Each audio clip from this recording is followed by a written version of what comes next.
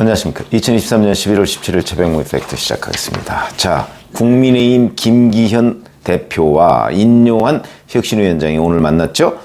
42분 동안 비공개 면담을 했다고 하는데, 면담하기 전에 이제 기자들을 이렇게 오프닝이라고 흔히 얘기하는데, 거기서 이런 얘기를 했습니다. 김기현 대표가 힘드시죠? 그러니까 인요한 위원장이 에휴 뭐 살아있습니다. 그러니까 김기현 대표가 대단하시다. 그러니까 인요한이 인터뷰를 좀 줄이고 잡힌 것만 하고 김경진 대변인 통해서 하는 게 말들이 자꾸 돌아가고 와전이 돼서 일종의 해명이 있죠.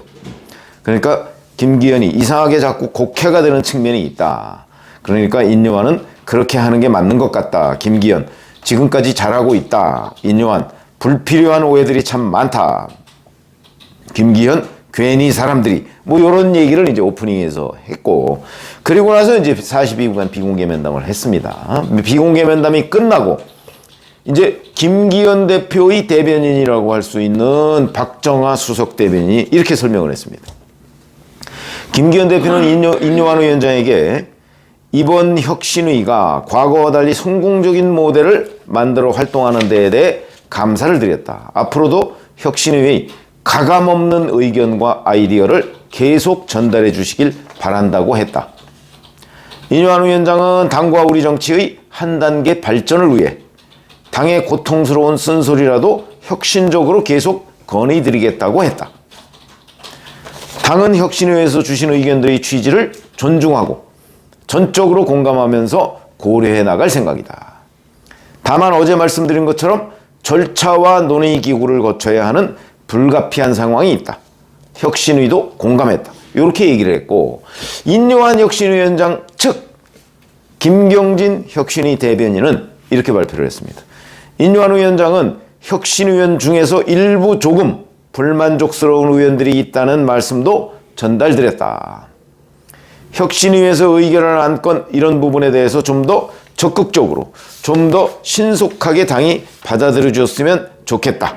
이런 취지, 뉘앙스의 전달도 있었다. 이렇게 설명을 했습니다. 자, 그런데 이 두 사람이 왜 만났죠? 이 두 사람이 만난 건 최근에 갈등 요인이 된 혁신위원회에서 김기현 대표의 또는 김기현 대표와 친윤그룹, 대통령과 가까운 사람들의 불출마 내지는 수도권 험지 출마 뭐 이런 걸 하라고 요구를 했더니, 권고를 했더니 그 부분을 가지고 갈등이 있었던 거 아닌가요? 그래서 그 부분을 이제 친윤인 장제원 의원과 김기현 대표가 뭐 치받고 들이받고 이렇게 되면서 이제 호응을 안 하니까 인요한 위원장이 대통령을 끌어들여서 내 뒷배경에 대통령이 있다.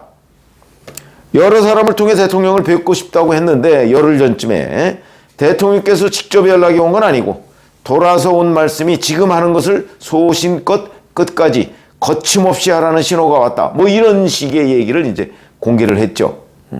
물론 여기에 대해서 대통령실은 하루 이틀 침묵하다가 계속 논란이 되니까 그런 것 없다. 그냥 이 정도로 얼버무렸는데, 여기에 대해서 김기현 대표가 당무에 개입하지 않고 있는 대통령을 당내 문제와 관련해 언급하는 건 바람직하지 않다. 이렇게 경고의 메시지를 보냈습니다.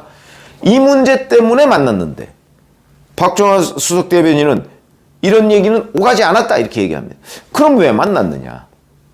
그래서 실제 42분간 비공개 면담에서 어떤 말들을 주고받았을까? 대단히 중요한 거죠. 앞에 제가 말씀드린 거는 오프닝, 그 다음에 공식 발표. 그러면 이게 다냐? 왜냐면 이것 때문에 만나려고 했던 건 아니거든요. 양측의 갈등.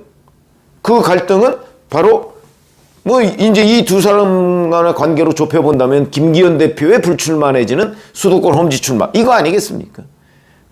이 부분에 대한 갈등을 좀 누그러뜨리기 위해서 만났는데 그 얘기는 하지 않았다. 이렇게 얘기하면 이걸 액면 그대로 믿어야 되느냐 하는 게 이제 저희 같은 평론가들의 분석의 영역으로 넘어갑니다. 저는 그러니까 과거의 경험으로 보면 그렇지 않다고 봅니다. 그럼 이 자리에서 실제 어떤 얘기가 오갔는가? 물론 뭐 저도 알 수가 없죠. 뭐 취재한다고 그거 뭐 될 수 있는 얘기도 아니고요. 두 사람 사이에. 그러나 저희들의 이제 그 정치 관찰, 기자로서 해본 경험을 토대로 추정을 해보자면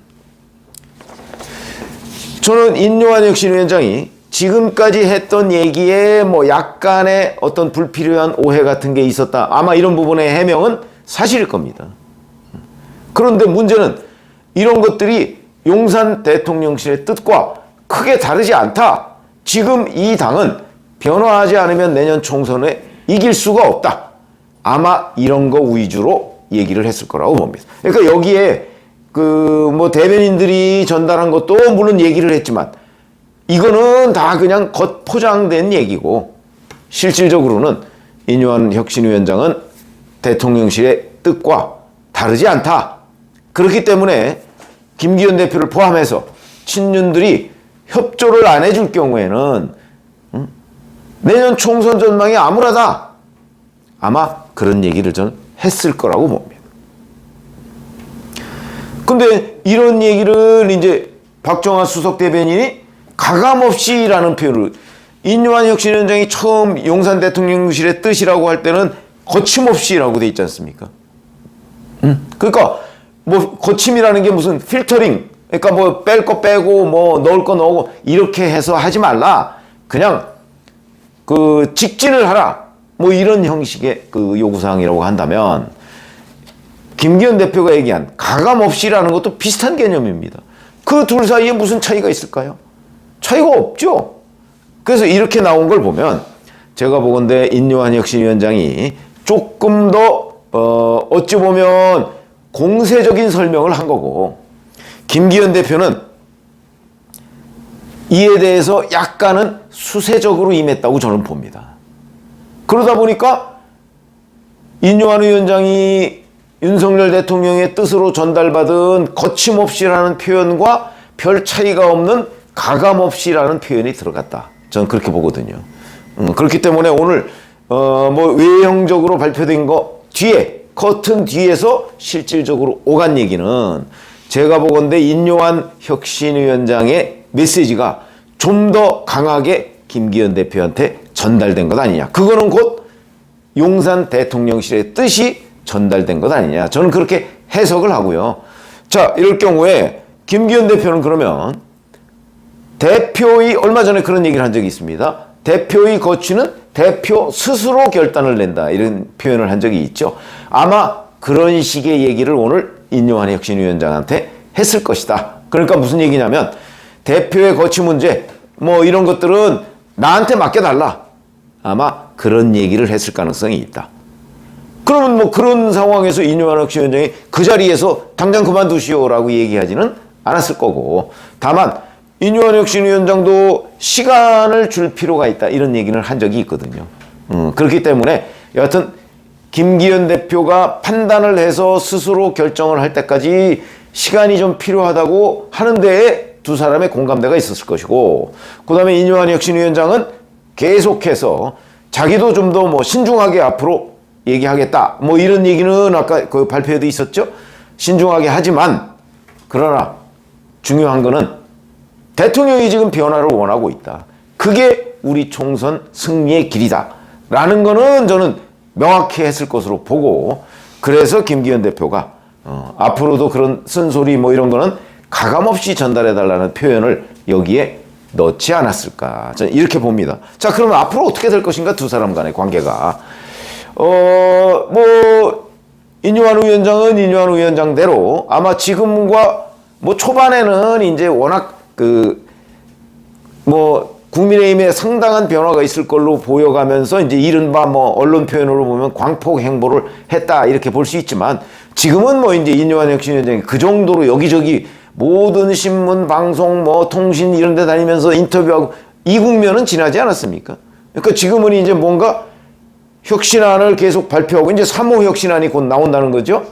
발표하고 그러면서 이제 좀 이렇게 뭔가 친윤이나 아니면 김기현 대표나 이런 쪽에 변화를 호응을 기다리는 그런 시간이 될 것이고 그 중간에도 인요한 위원장의 뭐 광폭 행보는 아마 계속될 겁니다. 그렇기 때문에 제가 보건대는 여기서 혁신호가 만약에 좌초된다고 했을 때 국민의힘이 내년 총선을 제대로 치를 수 있을까 하는 데 있어서는 당내에 공감대가 있기 때문에 제가 보건대는 결국 이 싸움은 일반 국민과 국민의힘 지지자가 김기현이냐 인요한이냐 누구를 더 많이 지지하느냐에 따라서 결판이 나고, 그 다음에 그 뒤에 윤석열 대통령이 어느 쪽에 힘을 실어주느냐, 이것도 굉장히 중요한 요소인데, 제가 보건대는 윤석열 대통령은 이미 인요한 혁신호에 힘을 실었다, 저는 이렇게 보고요. 만약에 이 갈등이 오늘로 해소가 안 된 상태에서 또 생긴다, 이럴 경우에는 결국 김기현 지도부에 대한 압박으로 작용해서 김기현 지도부가 무너질 가능성이 대단히 높다, 저는 이렇게 봅니다. 김기현 지도부도 그걸 잘 알기 때문에 여기서 더 이상 아마 인요한 혁신위원회하고 갈등을 빚으려고 하지 않을 것이다, 저는 그렇게 보죠.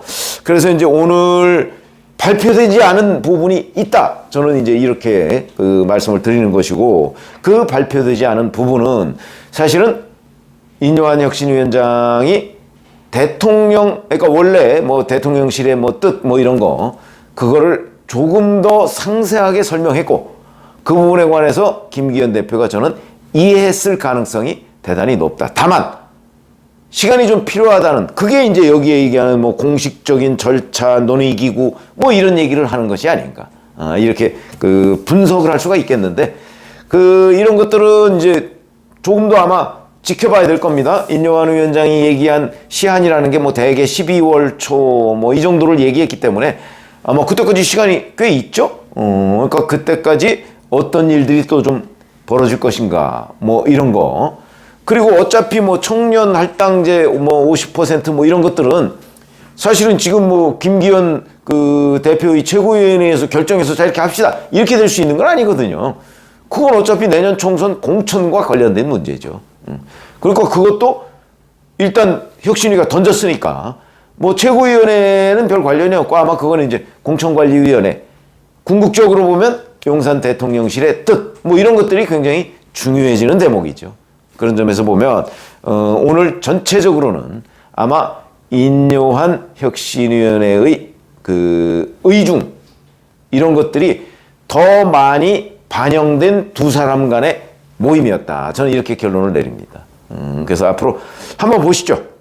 저는 뭐 거침없이와 가감없는 이 차이가 없다고 보기 때문에 결국은 인요한 혁신위원회의 메시지가 김기현 대표에게도 분명하게 인식이 되는 모임이었다, 이렇게 말씀드립니다. 고맙습니다.